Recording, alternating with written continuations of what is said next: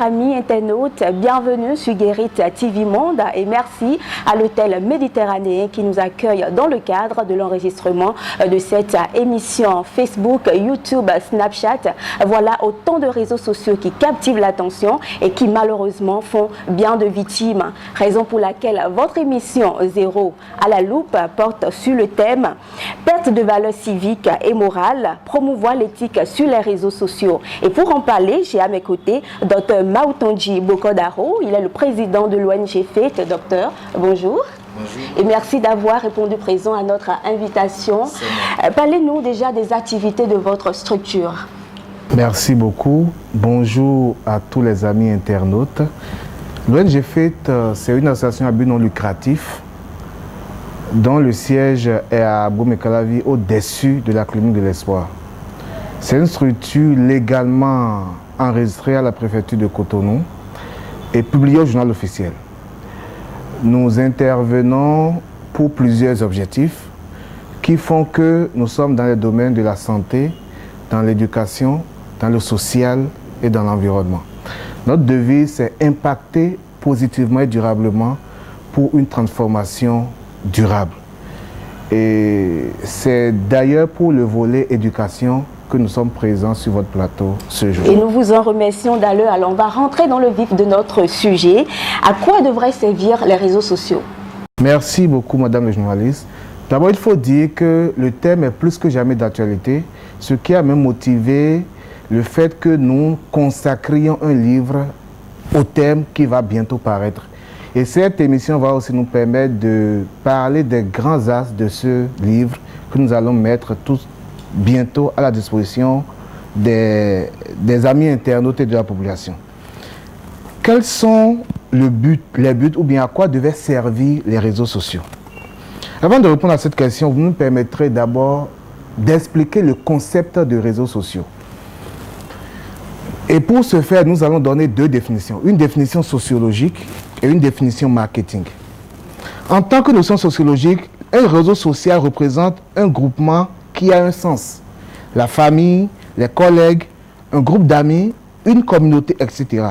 Il s'agit d'un agencement de liens entre les individus et ou les organisations. Ça, c'est la définition sociologique. Dans le cadre d'une approche marketing, le terme réseaux sociaux désigne généralement l'ensemble des sites internet permettant de se constituer en réseau d'amis ou de connaissances professionnelles et fournissant à leurs membres des outils d'interface, d'interaction, de présentation et de communication. Les réseaux sociaux les plus connus sont Facebook, Twitter, WhatsApp, Instagram, YouTube, Snapchat, etc. Cette précision était utile avant de revenir sur votre question qui est de savoir le but des réseaux sociaux. Pour répondre à cette question, nous allons lire mot pour mot le standard de Facebook et je vous fais lecture. Notre mission est de donner aux utilisateurs la possibilité de rendre le monde plus ouvert et connecté.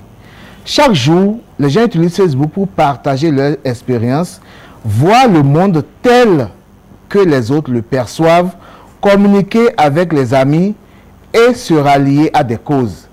Les conversations qui se déroulent sur Facebook reflètent la diversité d'une communauté de plus d'1 milliard de personnes.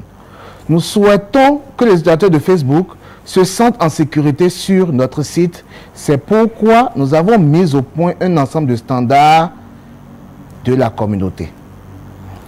Il va sans dire que ceci est aussi valable pour les autres réseaux sociaux, c'est évident, à moins que vous m'apportiez un démenti. Par ailleurs, le créateur de Facebook, Mark Zuckerberg, disait, je cite, « Facebook a été créé pour une mission sociale, pour rendre le monde plus ouvert et plus connecté, pour donner aux gens le pouvoir de partager. » Fin de citation. Voyez-vous, chers amis internautes, les réseaux sociaux constituent une force, un pouvoir. Et qui parle de pouvoir doit forcément penser à but de pouvoir. C'est pour cela que les concepteurs des réseaux sociaux ont initié certains facteurs pour un peu limiter les dégâts. En principe, ils font ceci ils mettent en place des éléments pour garantir la sécurité de tous sur les réseaux sociaux, pour promouvoir le respect d'autrui, pour protéger les informations privées et personnelles, pour préserver la propriété intellectuelle et pour signaler les abus. Mais malheureusement, malgré tout ceci, nous assistons au quotidien au bafouement des valeurs civiques et morales sur les réseaux sociaux. Alors, valeurs civiques et valeurs morales, quelle notion, quelle explication on peut donner bien à ces notions? Merci beaucoup, madame la journaliste. Les valeurs civiques et morales sont des notions très importantes et le constat est que ces valeurs sont de plus en plus bafouées.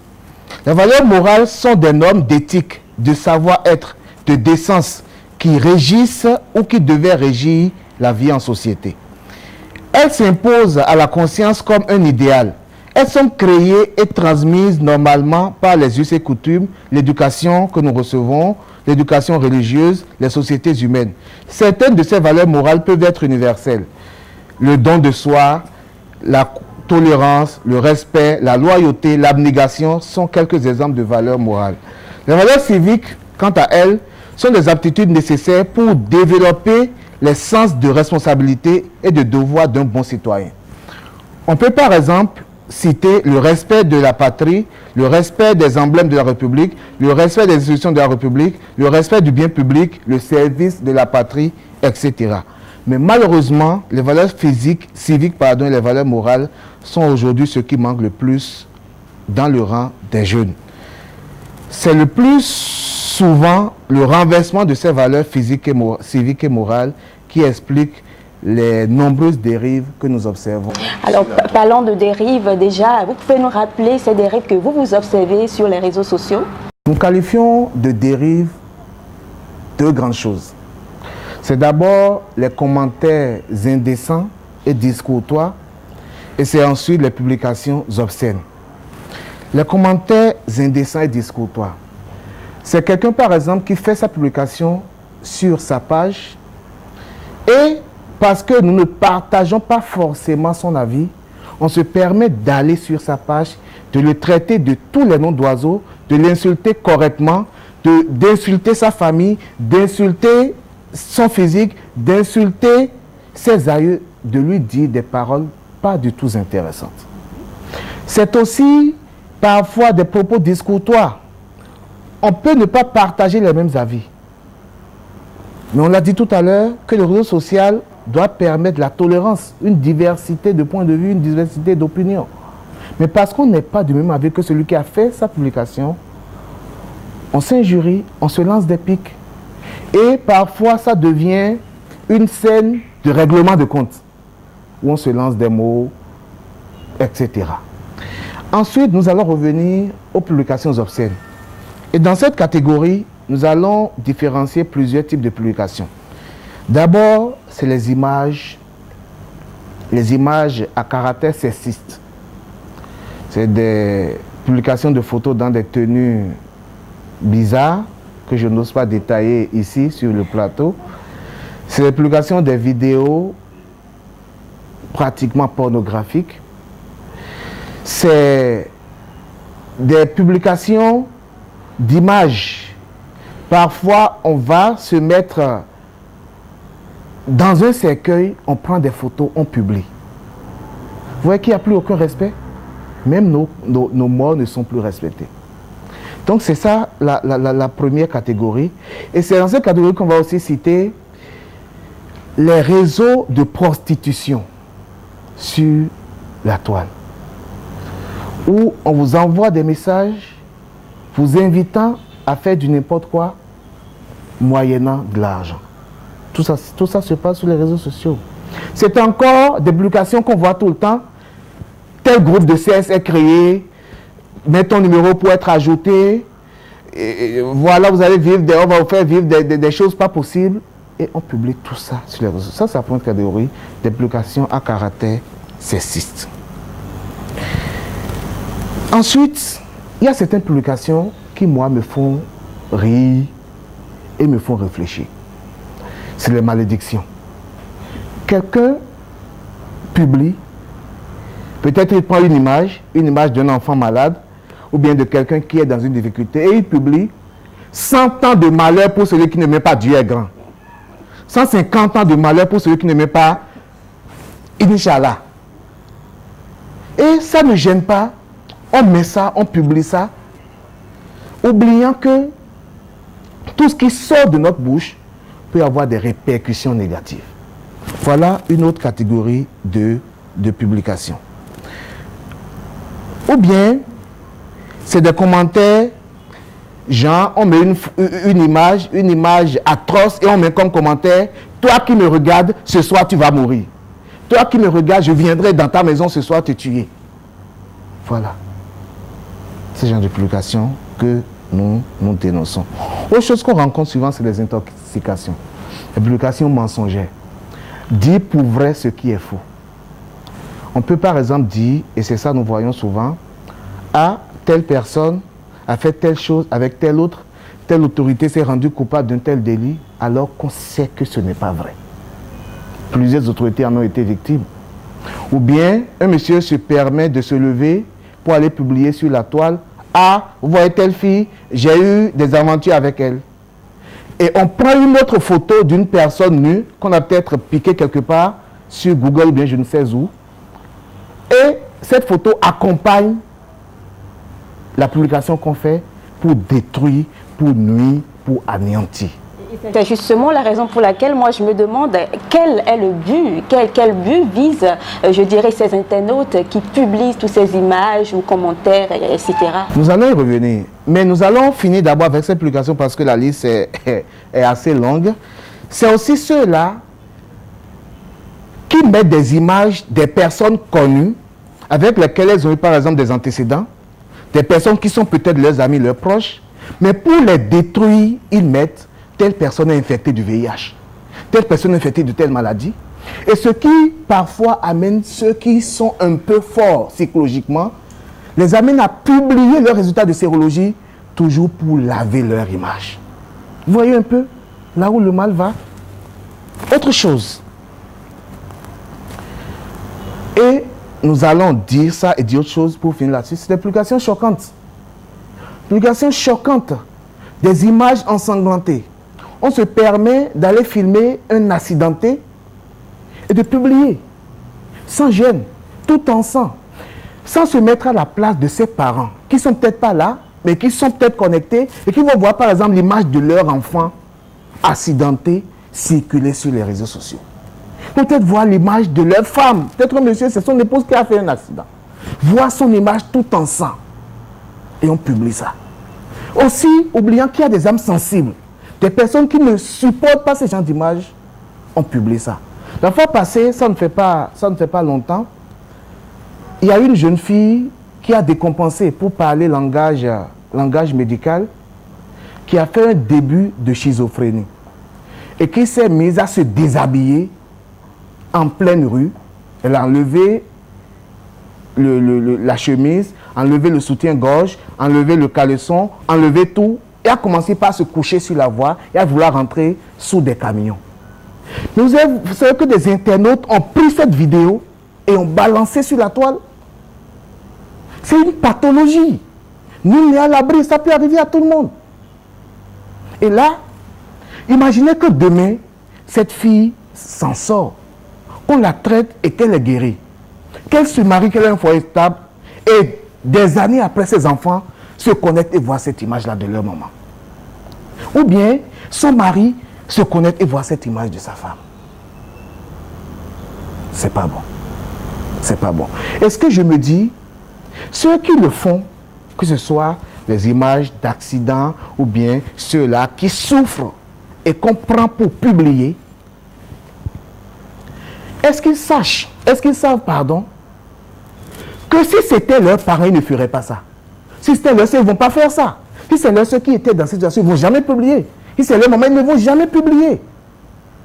On pense toujours que le malheur arrive aux autres. Merci beaucoup. Ou bien, parfois, vous savez ce que les gens font?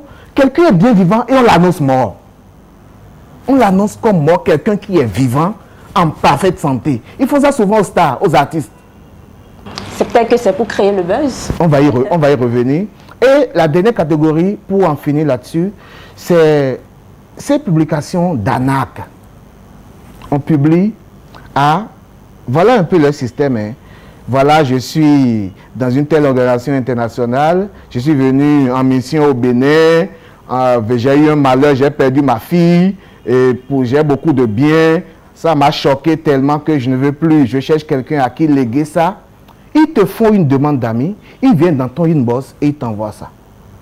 Et c'est en fait un appât pour attirer leurs pigeons. Et ceux-là qui se font prendre au jeu, c'est comme ça va commencer. Envoie de l'argent, envoie tel argent pour qu'on puisse faire les papiers. L'argent, les choses sont là en ton nom, mais il faut que la douane, etc., etc., etc. Donc, un réseau d'escroquerie. Et je mets dans la même catégorie les cyber-arnaques qu'on appelle brouteurs ou gaiemans. Donc, voilà un peu toutes les publications indécentes, toutes les publications obscènes qui sont monnaie courante sur les réseaux sociaux. Et on peut peut-être se demander, mais ceux qui publient ce genre de choses, qu'est-ce qu'ils visent? Quel est leur but?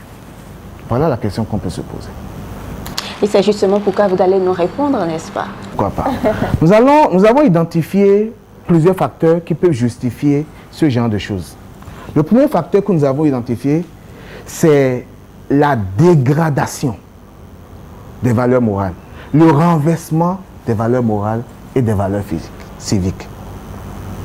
Et pourquoi c'est ainsi? C'est ainsi parce que l'accent n'est plus mis dans nos familles sur l'éducation morale.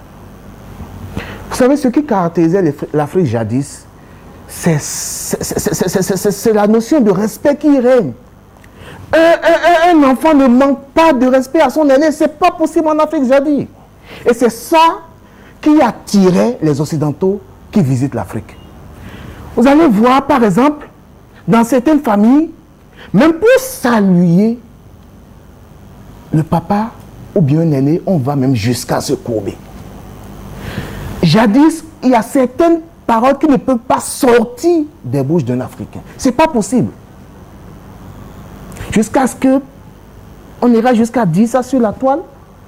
Des années avant, on ne pouvait pas voir ça, on ne pouvait pas entendre ça. Mais aujourd'hui, on dit tout, on chante tout, on publie tout, on fait tout.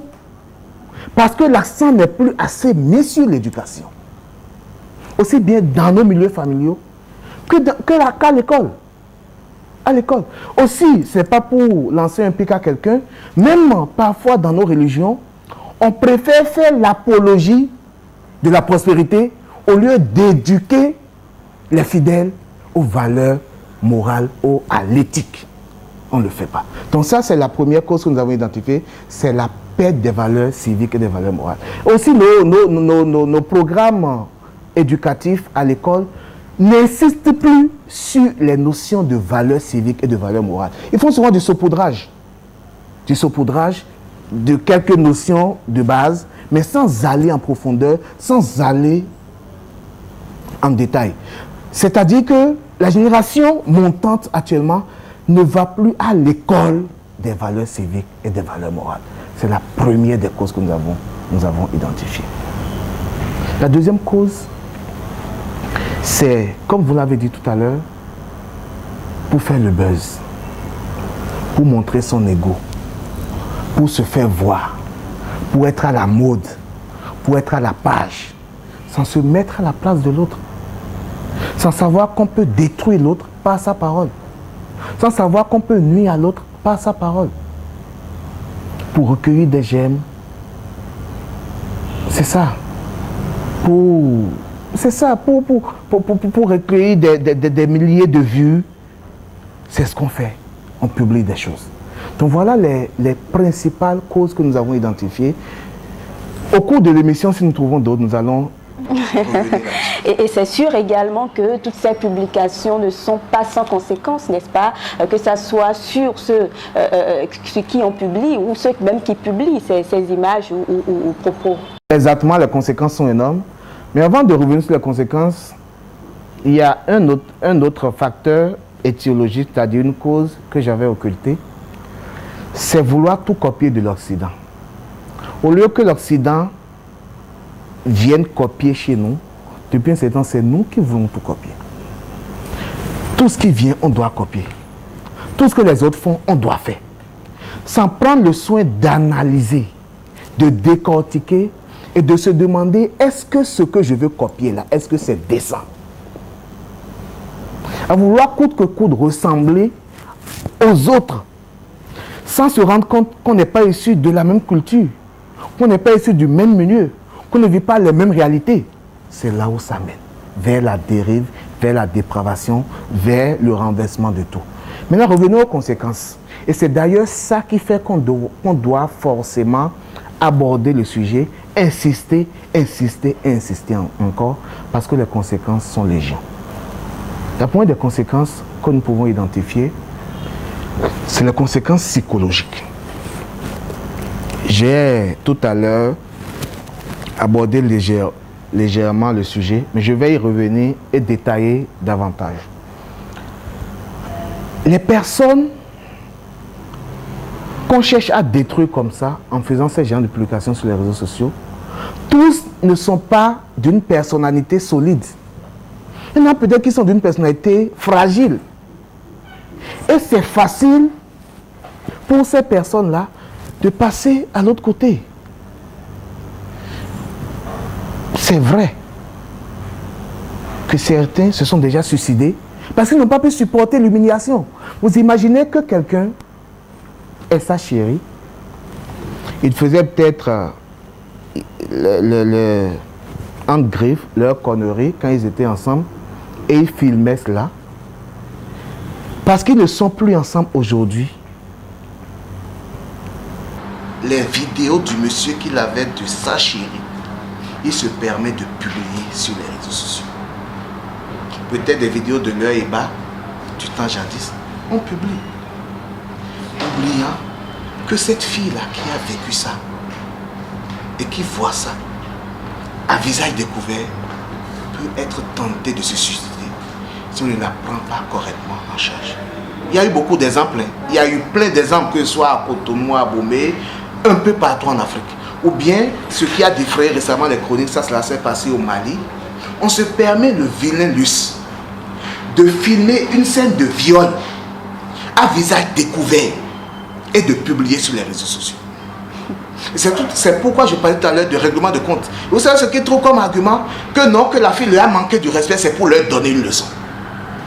Donc non seulement on commet un délit, mais on aggrave encore la situation pour exposer cette fille-là. Qu'est-ce qu'on veut? Qu'est-ce qu'on recherche? Ou récemment, il y a une image d'une dame qu'on a dit avoir surpris en flagrant délit d'adultère et on se permet de la filmer et de publier. Est-ce que nous sommes bien placés pour juger? Même si elle s'est rendue coupable d'un tel acte, répréhensible, je suis d'accord, condamnable. Est-ce que c'est notre rôle de l'humilier de la sorte? Elle a une famille. Elle a un vécu. Elle a des enfants. Elle a un foyer. Vous imaginez le choc? On est toujours en train de parler des conséquences. Le choc que cela représente pour leur entourage, ce choc est énorme. Donc, ces premières conséquences, les conséquences psychologiques. Tout le monde ne supporte pas. Et, je l'ai dit tout à l'heure, quelqu'un qui aujourd'hui est schizophrène, folie pour parler langage non médical, demain, par la grâce de Dieu, cette personne peut être guérie. Il viendra voir, quand j'ai décompensé, je m'étais mise nue et les gens filmaient et ont publié ça sur la toile. Voilà que sa personnalité était déjà fragile, c'est ce qui a expliqué qu'elle fasse la folie. Elle peut facilement se suicider. Et on a vu des cas. La petite fille qu'on a violée comme ça, et dont on a montré l'image, on l'a offensée 2 fois. D'abord on l'a violée, ensuite on montre. En Afrique, le viol, c'est une honte. En Occident, si tu violes quelqu'un, on te donne des leçons. À visage découvert, les filles peuvent aller se plaindre à la police, on m'a violé. Et là, le violeur a des problèmes. Mais en Afrique, je ne sais pas si c'est nos réalités coutumières qui font que on est gêné de dénoncer ça. On préfère garder ça secret. On préfère se cacher. Le sentiment de culpabilité. C'est ça, on préfère faire son deuil. Mais quelqu'un qui aurait normalement subi ça et qui aurait choisi de se cacher, on se permet de filmer, de publier. Qu'est-ce qu'on veut? Qu'est-ce qu'on veut de cette personne? Est-ce qu'on se met à la place de cette personne? Autre conséquence qu'on peut identifier, c'est les conséquences sanitaires aussi. J'ai parlé tout à l'heure des images choquantes. Tout le monde ne supporte pas le sang. Vous voyez? Je suis là, peut-être prédisposé à l'hypertension. Et puis je vois une image d'un parent à moi tout en sang. Mais ça peut choquer, ça peut frustrer. Sur champ, il peut y avoir une montée d'adrénaline. La personne peut entrer en syncope. La personne peut faire une hypertension artérielle. La personne peut faire un AVC. Avec tout ce que ça peut entraîner comme conséquence. Parfois même la mort. Vous voyez comment, par notre simple publication, on peut entraîner la mort de quelqu'un? Est-ce que c'est pour cela qu'on a créé les réseaux sociaux? La réponse est non, parce qu'on en a parlé tout à l'heure. Autre conséquence, c'est les conséquences juridiques. Et nous avons cité tout à l'heure les normes que Facebook et les autres réseaux se sont fixés pour suivre un peu la progression de ces genres de publications et la censure sur les réseaux sociaux. Et en son temps, ce que les internautes ne savent pas peut-être, c'est que les réseaux sociaux vont collaborer avec la justice. C'est les peines pénales, c'est les peines civiles. Lorsque tu me diffames, et ça s'est passé, il y a eu des procès dans ce pays, parce que certains se sont permis d'écrire des conneries sur certaines autorités, qui ont dit on ne va pas se laisser, ils ont déposé plainte. Et on sait là où ça a fini. Et ça, c'est des peines pénales et c'est des peines civiles. Il y a eu un cas récent d'une personne dont je vais taire le nom, qui s'est permis d'insulter la première autorité de l'État sur les réseaux sociaux. Il a fait une vidéo. Il a proprement insulté. Il a ajouté, c'est moi tel qui t'insulte, tu ne peux rien me faire. Et ça encore, c'est le renversement des valeurs civiques. On se permet de publier n'importe quoi sur son pays. On se permet de salir sa nation. De dire pour vrai ce qui est faux sur son pays, juste pour faire le buzz. Vous voyez un peu. Mais mal lui en a pris.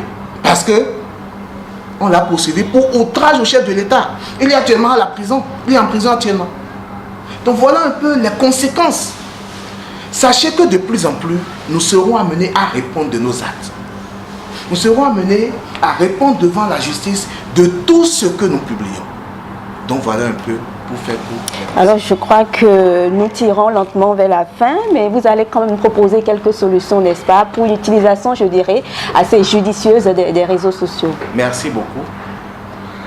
Les solutions, c'est d'abord l'éducation civique et l'éducation morale de nos jeunes. Et ça fait partie des combats de l'ONG FAIT, des combats que nous menons au quotidien. Nous devons rééduquer nos jeunes. Et aucune méthode ne sera de trop pour le faire. Nous devons rééduquer nos jeunes. Les rééduquer aux valeurs civiques, les rééduquer à l'éthique, les rééduquer aux valeurs morales, les rééduquer aux valeurs religieuses. Nous devons éviter de faire la promotion de ces genres de publications. Parce que ce qui amplifie parfois la chose, c'est lorsque quelqu'un publie et d'autres se permettent de commenter. Et de les partager. Et de les partager.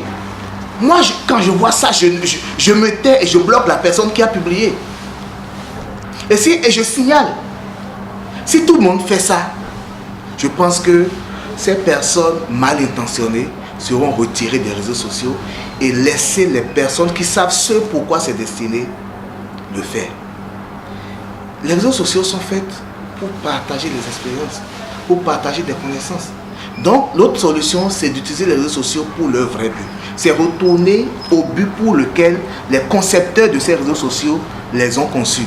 C'est-à-dire un monde, une humanité connectée, partager les expériences, partager des paroles d'édification, partager des paroles de réconfort, partager des recettes. Partager des mots d'encouragement, partager des expériences personnelles vécues. Voilà. Voilà. Autre chose que nous devons souvent faire, c'est ça, je veux dire aux amis internautes. Avant de publier quelque chose, nous devons nous poser quelques questions. Quelles sont ces questions-là? Est-ce que ce que je veux publier est vrai? Est-ce que c'est décent? Est-ce que c'est utile? Est-ce que ça me fait du bien à moi qui veux faire la publication? Est-ce que ça fait du bien à mon entourage? Est-ce que ça fait du bien à mon pays?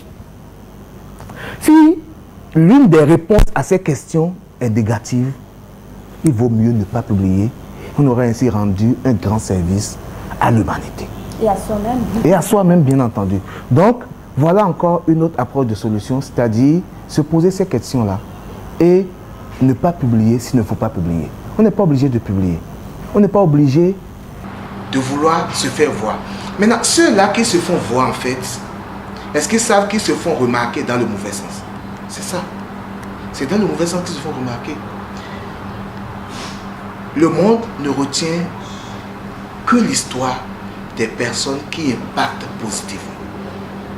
Lorsque vous impactez négativement, non seulement vous créez des problèmes, vous créez des problèmes à votre descendance, parce que demain, même dans 100 ans, on dira: ah, ton papa, voilà ce qu'il publiait. À tel proche, voilà ce qu'il publiait. Donc, réintégrons les valeurs morales, réintégrons les valeurs civiques, mettons-nous souvent à la place des autres avant de publier ce que nous allons publier. Lorsque nous assistons à un accident, je suis d'accord qu'on peut informer, mais il y a une manière d'informer. On peut rechercher par exemple les pièces de la personne et dire telle personne a fait un accident à tel endroit. On peut chercher à secourir la personne. Mais souvent ce que nos amis font, ils essayent d'abord de dépouiller la personne de tous ses biens. Maintenant, prendre la photo, publier et disparaître. Donc ce n'est pas bon. Renourrissons les valeurs morales. Allons à nouveau à l'école des valeurs civiques et des valeurs morales. Et faisons en sorte que ces genres de choses ne se passent plus. Alors, un mot pour conclure notre entretien. Merci beaucoup, madame la journaliste, et merci à l'Hôtel Méditerranée et à la Guérite TV, une télé du web très professionnelle que je salue, je félicite au passage. Je dirais pour conclure à mes chers amis internautes de retenir ceci et de faire attention aux mots. Je vais paraphraser un verset des Saintes Écritures. Que tout ce qui est vrai, que tout ce qui est saint, que tout ce qui est décent, que tout ce qui est aimable, que tout ce qui est juste, que tout ce qui est droit, que tout ce qui mérite l'approbation, que tout ce qui est digne de foi et de vertu fasse l'objet de nos publications sur les réseaux sociaux. Et j'en aurais fini là-dessus. Merci à tous. Merci beaucoup. Et vous aurez compris, en tout cas, merci d'avoir été de passage sur notre plateau, Dr Boukodaro, amis internautes. Merci également de nous avoir suivis. Retenez tout simplement ce que nous publions, ce que nous postons, ce que nous partageons reflète en réalité qui nous sommes. Et des années après, l'image, les propos resteront toujours. Alors, c'est tout pour le numéro de ce jour. On va se dire à très bientôt pour un autre numéro, sans oublier de dire merci à l'Hôtel Méditerranée qui nous accueille dans le cadre de cette émission. Ciao, ciao!